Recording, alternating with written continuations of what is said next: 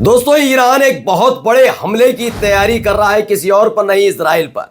और ये कोई और नहीं बल्कि खुद बेंजामिन नेतन्याहू की तरफ से कहा गया। और इजराइल की मीडिया ने एक ऐसा वीडियो जारी किया है जिसने खुद इजराइल को अंदर तक थर्रा कर रख दिया है। आगे आकर मजबूरन बेंजामिन नेतन्याहू को ईरान को लेकर एक ऐसा बयान देना पड़ा जो शायद पश्चिमी देशों को पसंद ना आए। यही नहीं, आज मैं आपको यह भी दिखाने जा रहा हूं कि यमन की तरफ से लाल सागर में एक बार फिर से तहलका मचाया गया, जिसका खामियाजा किसी और को नहीं, अमेरिका को भुगतना पड़ा।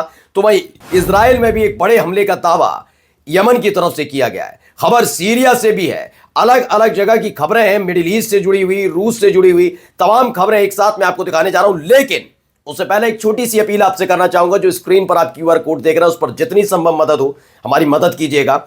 आपका प्यार, दुलार, मोहब्बत, दुआएं लगातार हम तक पहुंचती रही, लेकिन उसकी रफ्तार थोड़ी कम हो गई। दोस्तों, निवेदन आपसे यही है, ज्यादा से ज्यादा प्यार मोहब्बत हम तक पहुंचाइएगा। और लाइक कमेंट कम करना कम मत कीजिएगा। कह रहा हूं तो आप करते हैं, लेकिन भाई हमारी इस मुहिम के साथ बिना कहे आप जुड़े रहिए। आप ही का चैनल है, आप ही का परिवार है, इसलिए रिक्वेस्ट आपसे रहेगी कि आप लगातार हमारे साथ जुड़े रहिए। लाइक कमेंट करना मत भूलिएगा और मोहब्बत यूं ही हम तक पहुंचाते रहिएगा। नमस्कार, मैं हूं प्राज्वल गौतम और आप देख रहे हैं the live TV. The live TV, सच सबसे आगे। दरअसल दोस्तों, मैं संडे को लाइव जुड़ा था, तो एक मेरे सहयोगी हैं, मतलब जो मेरे साथ हैं, जुड़ते हैं मेरे भाई, उन्होंने एक सवाल पूछा था कि ईरान के न्यूक्लियर पावर प्लांट को कितना खतरा है इजराइल से। और देखिए, उन्होंने उस समय सवाल पूछा, 48 घंटे के भीतर एक बहुत बड़ी खबर ईरान से निकल कर आई है। खबर क्या है, पहले ये वीडियो आप देखिए। इस वीडियो को जरा गौर से देखिएगा। ये वीडियो किसने जारी की वो बाद में बताऊंगा, लेकिन पहले देखिए। बड़े बड़े विशालकाय हथियार जो बड़े बड़े ट्रक में लाद कर लाए जा रहे हैं। ट्रक की स्पीड भी आप देख लीजिए, समझ सकते हैं कितने भारी हैं।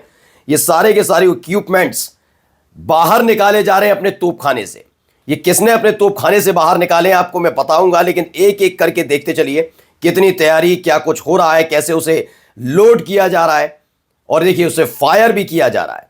ये वीडियो दरअसल ईरान से निकली है, लेकिन ये ईरान की वीडियो जरूर है, लेकिन इसे इजराइल की मीडिया ने सबके सामने रखा है। देखिए, एक साथ 1 2 3 4 5 एक साथ रॉकेट ऊपर आसमान में उड़ते हैं।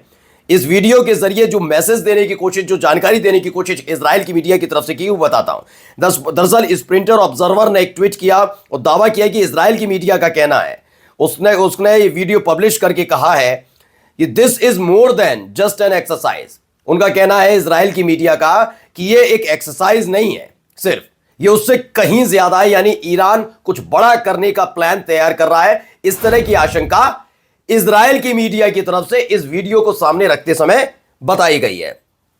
अब देखिए, इसी के साथ साथ एक और खबर निकलकर सामने आई, वो भी मैं आपको दिखा देता हूं। इसमें प्रेस टीवी की खबर है, एक एक करके देखिए। बिल्कुल गैरकानूनी, एब्सोल्युटली अनलॉफुल। क्या है, ईरान के दूतावास ने सुलेमानी की हत्या के लिए ब्रिटिश सांसद के समर्थन की निंदा की। अब दोबारा से तेवर चढ़ने लगे हैं ईरान के। लंदन में ईरानी दूतावास ने डोनाल्ड ट्रंप की तरफ से आदेशित ईरान के शीर्ष जो कमांडर है जनरल कासिम सुलेमानी की हत्या को बिल्कुल गैरकानूनी तरीके से समर्थन किया गया है, जिसमें कंजर्वेटिव ब्रिटिश सांसद है टॉम तुंगेदट, उन्होंने इसका समर्थन किया था कि सुलेमानी की जो हत्या हुई बिल्कुल ठीक है, लेकिन इसको लेकर ईरान ने अपना प्रतिरोध, अपना विरोध जता दिया। ये गलती कर रहे हो, ये बहुत बड़ा गलत काम किया है, इसकी निंदा की है, यानी ईरान के तेवर फिर से चढ़ने लगे हैं। जब इजराइल की मीडिया ने वो वाला वीडियो जारी किया था, उसके फौरन बाद बेंजामिन नेतन्याहू का एक बयान आता है ईरान को खास तौर पर लेकर। इसको खास तौर से सुनना चाहिए कि क्या वाकई ईरान एक बहुत बड़ी प्लानिंग सेट कर रहा है, जिसने इजराइल को हिलाकर रख दिया। नेतन्याहू ने क्या कहा, ईरान का जो गठबंधन है वो इस समय है और नई ताकतें जो हैं वो मैदान में उतर रही हैं। उन्होंने कहा, कई सालों से हम जानते हैं कि ईरान सीधे और कभी कभी प्रॉक्सी ताकतों के जरिए हमारे लिए एक बड़ा खतरा बना हुआ है। ईरान से खतरा बना हुआ है और हम किसी भी घटनाक्रम के लिए तैयार हैं, यानी उनका कहना हम तैयार बैठे हुए हैं। लेकिन जैसे ये वीडियो आई तो हड़कंप तो मचा है। हम ईरानी गठबंधन को एक बहुत बड़ा झटका देने की कोशिश करेंगे, ये बिल्कुल भी बख्शा नहीं जाएगा। नई ताकतें इस मैदान में आती रहती हैं। तो इजराइल भी कहीं ना कहीं इन हमलों, इस पूरी वीडियो से डरा हुआ है, घबराया हुआ है, ये साफ साफ जाहिर होता हुआ नजर आया। अब चलिए कुछ खबरें जो जुड़ी हुई हैं उनसे, यमन से, वो भी आपको दिखा देते हैं। जो यमन से जुड़ी हुई खबरें हैं उसमें भी अलग अलग दावे किए जा रहे हैं। देखिए यमन की तरफ से है, यमनी बलों ने, प्रेस टीवी की खबर है, प्रेस टीवी ने दावा किया है कि यमन फोर्सेस ने उत्तरी लाल सागर में अमेरिकी जो कैरियर है उनका, जो यूएसएस हैरी ट्रूमैन नाम का एक यूएस कैरियर है, उसको खदेड़ दिया। इनका नाम है यूएसएस हैरी ट्रूमैन को निशाना बनाते हुए, ट्रूमैन को निशाना बनाया और एक ज्वाइंट ऑपरेशन चलाया गया।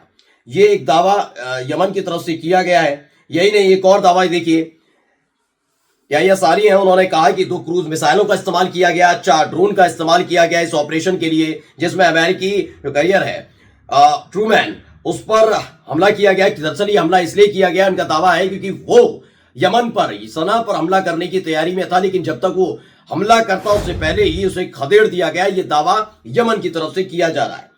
एक और खबर निकल कर आई यमन से ही, इसमें स्प्रिंटर ऑब्जर्वर है, वो कहते हैं हूती इलाकों की तरफ से कि फिलिस्तीनी जो लड़ाके हैं उन्होंने 6 जनवरी 2025 को एक बड़ा ऑपरेशन चलाया। किसके खिलाफ? यूएसएस हैरी एस ट्रूमैन को निशाना बनाया। रेड सी के उत्तरी इलाके में अमेरिकी ये युद्धपोत घूम रहा था, 2 मिसाइलों और 4 ड्रोन का इस्तेमाल किया गया और उसको रोका गया। डर लगा रहा, ये पूरी आशंका जताई जा रही थी कि अमेरिका हवाई हमले को अंजाम देना चाह रहा था, लेकिन उससे पहले ही उस पर हमला किया। इजरायली ठिकानों पर 2 ड्रोन से हमले किए गए। दोनों ड्रोनों ने याफा के कब्जे वाले इलाके में बिल्कुल टारगेट को हिट किया है। ये यमन की तरफ से दावा है, हूती लड़ाकों की तरफ से दावा है।